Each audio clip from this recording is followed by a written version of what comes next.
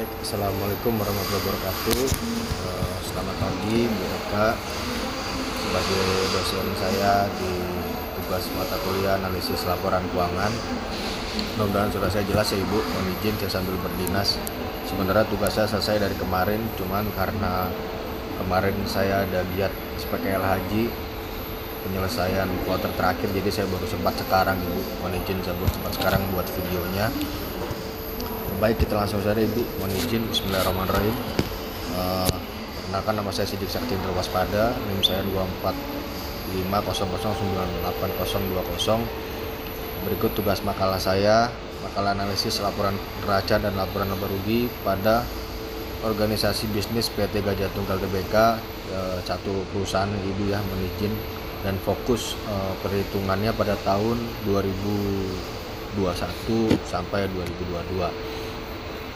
Berikut untuk makalahnya Ibu, sudah saya rangkum dari bab 1 pendahuluan sampai kesimpulan.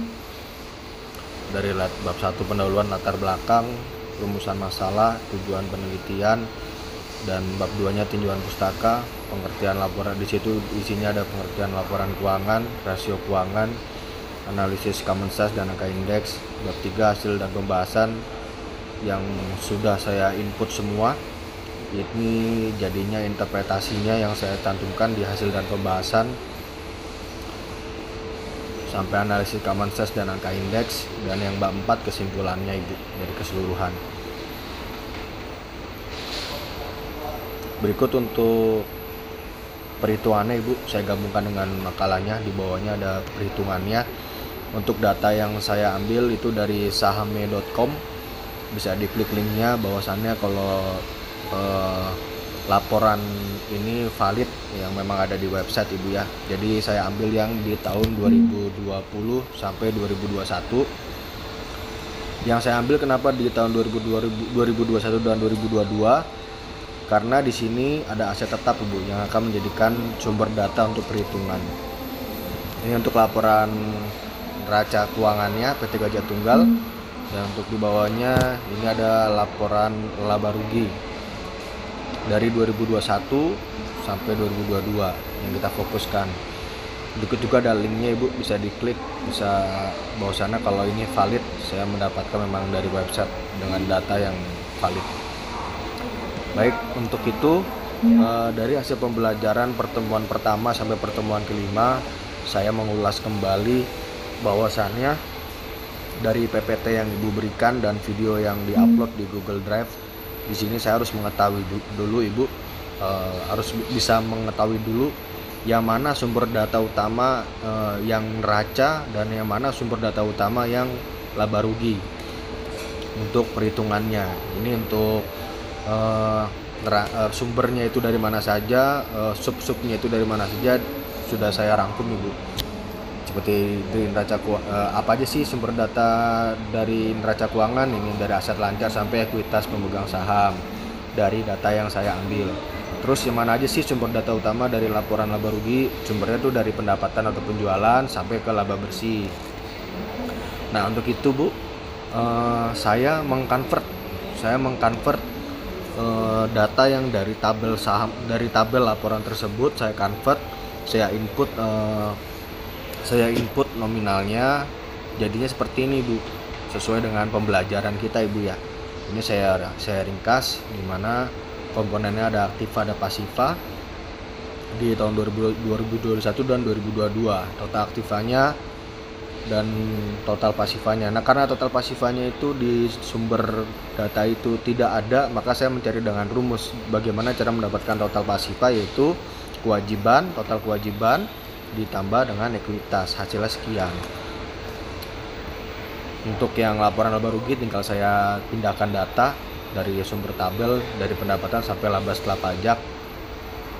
Ada minus 9190 Ibu ya pada laba setelah pajak pada tahun 2022. Ini sudah saya cantumkan keterangannya kenapa demikian. Lanjut kita untuk perhitungannya Ibu, jawaban perhitungannya. Karena Ibu memerintahkan rasio likuiditas. Rasio likuiditas itu kan ada 3 Ibu ya, dengan pembelajaran sudah dipaparkan. Ada current ratio, rasio lancar, ada quick ratio, rasio cepat. ada cash ratio, ya kan. Rasio yang paling cepat menjadi uang kas atau uang tunai. Berikut rumusnya juga Ibu. Untuk yang current ratio itu total aktiva lancar dibagi dengan total utang. Yang quick ratio total aktiva lancar dikurangi persediaan, hasilnya dibagi dengan total utang lancar. Untuk yang cash ratio, kas ditambah surat berharga kalau memang ada, terus dibagi dengan utang lancar. Nah, berikut untuk perhitungannya Ibu. Yang untuk 2021 perhitungannya, current ratio-nya itu di input data berikut dengan tabel yang sudah saya convert. 8320 220 dibagi dengan 4720 225, hasilnya 1,76. Untuk yang quick ratio aset lancar, 8320 220 dikurangin 2912 855 dibagi dengan 4720 225 dengan hasil 1,15. Untuk yang kas rasionya itu kas kan di atas tadi rumusnya ditambah surat berharga biar mungkin untuk data tersebut tidak ada surat berharga, makanya hanya kas dibagi dengan kewajiban lancar. Jadi 127978 dibagi dengan 4720 225 dengan hasil 0,24. Untuk yang 2022 sama untuk tipe perhitungannya dengan sesuai rumus Ibu, mohon izin. Namun untuk sumber data dan nilai angkanya berbeda Ibu ya. Sudah saya hitung juga, dan untuk interpretasinya ada di bawah, current ratio, quick ratio, dan cash ratio. Kita lanjut untuk perhitungan kedua Ibu. Untuk kesimpulan perhitungan dari rasio likuiditas rasio solvabilitas atau leverage. Nah, rasio solvabilitas itu yang sudah diajarkan dari paparan dari pertemuan yang sudah ada, terbagi menjadi 4 Ibu ya. Debt to asset ratio, rasio utang terhadap aset. Ada debt to equity ratio, rasio utang terhadap ekuitas. Ada time interest earned ratio atau rasio cakupan bunga. Dan long term debt to equity ratio atau rasio utang jangka panjang terhadap ekuitas. Nah, untuk rumusnya sendiri itu untuk debt to asset ratio adalah total utang dibagi total aset dikali 100. Jadi hasilnya jadi presentasi persen. Dan untuk yang debt to equity ratio sendiri itu total utang dibagi total ekuitas dikali 100. Untuk yang time interest T ratio itu EBIT dibagi beban bunga. Untuk yang rasio utang jangka panjang itu rumusnya utang jangka panjang dibagi total ekuitas dikali 100. Nah, pada tahun 2021 untuk perhitungannya saya input untuk yang debt to asset ratio itu 11481 186 dibagi dengan 1849075 dikali 100 hasilnya 0,62%. Ini saya lupa akhiri dengan persennya Ibu, mohon izin. Untuk debt to equity rasionya itu 11481 186 dibagi dengan 6967889 dikali 100 hasilnya 1,65% Ibu. Untuk yang term interest earned-nya 561 136 dibagi dengan 561 136 jadi 1,00%. Untuk yang long term debt to equity-nya 4655 371 dibagi dengan 6967 889 dikali 100 dengan hasil 0,67%. Sama perhitungan pada tahun 2022 dari debt to asset ratio sampai long term debt to equity dengan sumber data yang dari tahun 2022, perhitungannya dengan sesuai rumus berikut Ibu ya. Sudah saya hitung juga. Kita lanjut, dan di bawahnya nih sudah ada interpretasinya dari debt to asset ratio sampai long term debt to equity-nya sudah saya rangkum, dan berikut kesimpulannya juga Ibu. Dan yang ketiga kita lanjut rasio profitabilitas. Rasio profitabilitas tersebut itu terdiri dari gross profit margin, yang dimana rumusnya itu gross profit dibagi net sales dikali 100 persentase persen Ibu ya. Terus yang B operating profit margin, dimana rumusnya earning before interest dan bunga tax itu ya, pajak Bu ya, dibagi dengan net sales dikali 100. Untuk yang C nya itu net profit margin earning after tax dibagi net sales dikali 100%, dan untuk ROA-nya earning before interest and tax dibagi total aset dikali 100. Itu perhitungan presentasinya persen. Dan ROI-nya sendiri itu dengan rumus earning after tax dibagi total aset dikali 100%. Untuk yang ROE-nya, return of equity-nya, earning after tax dibagi equity dikali 100 persentase persen. Dan untuk earning per share EPS-nya, earning after tax dibagi dengan jumlah lembar saham. Nah, berikut untuk perhitungannya pada tahun 2021 sesuai dengan rumus dan hasil convert data saya, angka data saya yang sumber dari data utama saya sudah bagi. Untuk yang 2021 untuk perhitungan gross profit marginnya 2124 829 dibagi dengan 15.344 138 dikali 100 itu hasilnya 0,1384 jika dipresentasikan menjadi 13,85%. Dan untuk operating profit margin sendiri itu 561136 15.344 138 dikali 100 hasilnya 0,0365 jika dipresentasikan dalam 100 itu menjadi 3,66%. Untuk yang net profit marginnya sendiri 8495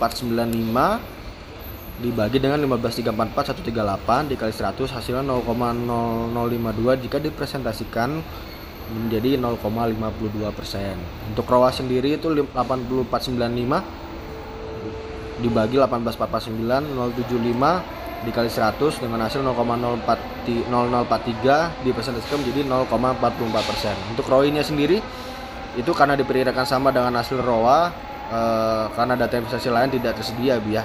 Jadi ROI itu hasilnya sama dengan ROA menurut analisa saya, Ibu, mohon izin.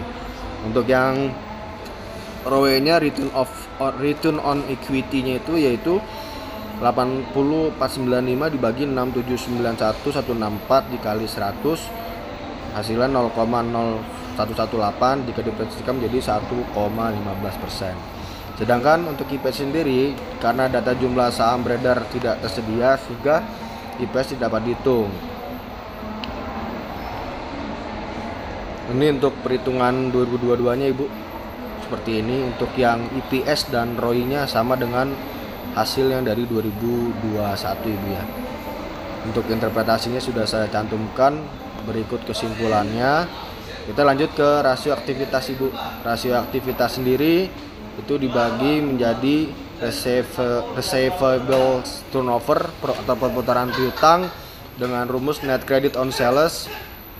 Penjualan secara kredit dibagi dengan rata-rata piutang atau average receivable. Dan yang B-nya keduanya itu average collection period, di mana rata-rata piutang dikali dengan rumus rata-rata piutang dikali 360 hari dan hasilnya dibagi penjualan secara kredit. Untuk inventory turnover perputaran persediaan, harga pokok penjual rumusnya ialah harga pokok penjualan dibagi dengan rata-rata persediaan. Untuk yang average day inventory itu rumusnya dikali average day inventory dikali 360 hari dibagi cost of goods sold atau harga pokok penjualan. Untuk yang working capital turnover itu net sales penjualan dibagi dengan current asset dikurang current liabilities. Itu hasilnya, Ibu, nanti ya. Penjualan dibagi current asset dikurang dengan current liabilities. Untuk yang total asset turnover dengan rumus net sales penjualan dibagi dengan total aktiva. Untuk fixed asset turnover perputaran aktiva tetap dengan itu bisa dihitung dengan rumus net penjualan dibagi dengan aktiva tetap, sehingga perhitungan pada tahun 2021 dengan data yang sudah saya convert dari sumber data yang tabel tersebut yang sudah saya convert ialah itu untuk yang perhitungan perputaran piutangnya receivable turnover 15.334 138 dibagi dengan 3917 700 hasilnya 3,92 kali. Untuk average collection period-nya 360 dibagi 3,92 hasilnya 91,83 hari. Untuk inventory turnover-nya 13.219 di 309 dibagi 2912 855 hasilnya 4,54 kali. Untuk average days inventory-nya 360 dibagi 4,54 sama itu hasilnya 79,29 hari. Sedangkan untuk working capital turnover-nya ialah 15.344 138 dibagi dengan 8320 220 dikurang 4720 225, itu hasilnya 4,26 kali. Untuk total aset turnovernya 15.344 138 dibagi 18.449 075 dengan hasil 0,83 kali. Untuk fix aset turnover perputaran aset tetap 15.344 138 dibagi 8618 424 hasilnya 1,78 kali. Ini untuk perhitungan pada tahun 2022 nya Ibu, dengan data dari tahun 2022 saya hitung sesuai secara rumus di atas yang sudah saya utarakan tadi. Sama, hanya perbedaan angka Ibu ya, tapi rumusnya sama, hasilnya juga berbeda karena datanya berbeda, nilai angkanya. Untuk interpretasinya sudah saya cantumkan juga di bawah perhitungannya beserta kesimpulan. Nah, kita lanjut di common sense Ibu. Common sense ini untuk laporan laba ruginya Ibu. Untuk laporan laba ruginya itu bagaimana kita mendapatkan nilai Ibu ya, laporan laba rugi ya. Dapatkan nilainya yaitu ini untuk yang menjadi common base yang sudah saya stabilokan hijau Ibu ya, presentasinya ya, dari data 2021 dan data 2022 itu common base yang 100% dan perhitungannya di bawah yang 100% Ibu, itu yang 13219 309 dipresentasikan menjadi 2021. Kita lanjut ke interpretasi juga sudah ada Ibu ya di bawah berikut kesimpulannya. Kita lanjut ke laporan neraca. Laporan neraca laba rugi laporan neraca bupati Gajah Tunggal pada tahun 2021 dan 2022. Ini yang dijadikan common base-nya itu total aktiva dan total pasifa Ibu. Jadi di 2021 ini hasilnya kenapa menjadi 45,1%? Itu dari mana mendapatkannya? Yaitu 8320 220 dibagi dengan 18449, itu dibagi dengan common base-nya Ibu. Common base-nya di total aktiva. 8320 220 dibagi dengan 18449 075, maka itu hasilnya 45,1%. Untuk yang itu yang untuk aset lancar. Untuk yang perhitungan kas dan setara kasnya itu perhitungannya 1127978 dibagi dengan 18449 075, maka hasilnya 6,11%. Sama untuk perhitungannya di 2022 juga yang dijadikan common base-nya itu yang di total aktiva pada tahun 2022. Contoh yang 2022 46, kenapa hasilnya 40 untuk yang aset lancar, kenapa hasilnya 46,8%? Itu dikarenakan perhitungannya ialah 8902756 dibagi dengan 19, itu dibagi dengan total aktiva yang di 2022 19016 012 dengan hasil 46,8%. Nah, untuk yang pasifanya sendiri sama, yang dijadikan common base-nya itu ialah total pasifa 4720 pada tahun 2021. Untuk kewajiban lancarnya 4720 225 dibagi dengan 18452 350 dengan hasil 25,58%. Untuk kewajiban lancar yang tahun 2022 itu 5344 228 dibagi dengan total pasifa yang 2022 19028 305 dikalikan 100 menjadi 28,10%. Nah, untuk angka indeksnya sendiri itu dengan presentasi 2021 dijadikan 100% semua.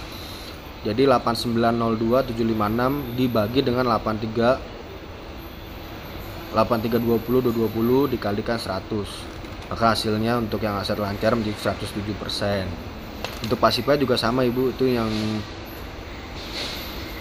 perhitungannya tahun 2022 dibagi dengan tahun 2021 dikali 100 Ibu ya. Itu memang rumus angka indeks dan dikalikan 100 menjadi 113,21%. Nah, untuk yang tadi yang laporan laba rugi saya lupa ini Bu, karena ngerjainnya sih bisa, cuman bingung ngejelasinnya nih Bu. Mungkin itu aja Ibu dari saya. Mohon maaf baru bisa mengumpulkan tugas makalah pada hari ini dikarenakan intensitas yang sangat tinggi dan juga kerja juga lembur juga Ibu. Mohon maaf saya sebagai mahasiswa, mohon maaf atas keterlambatan ini. Demikian, wabillahi taufiq wal hidayah. Wassalamualaikum warahmatullahi wabarakatuh.